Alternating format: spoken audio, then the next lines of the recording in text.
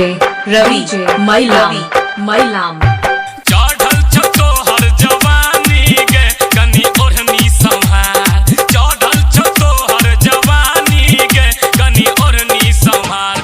छौरा के काटे छे बिरनी गे कनी करहिन जोगार छौरा के काटे छे बिरनी गे कनी करहिन जोगार छौरा के काटे छे बिरनी गे कनी करहिन जोगार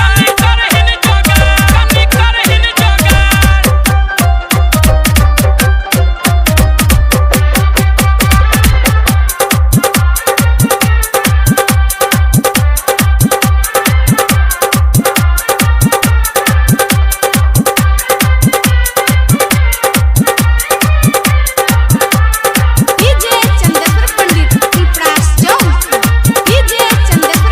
डीजे रवि मैलाम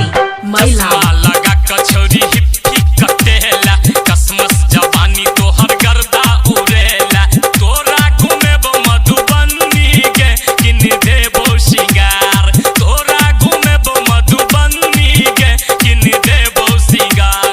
छौरा के काटे छे बिरनी गे कनी करहिन जोगार कनी करहिन जोगार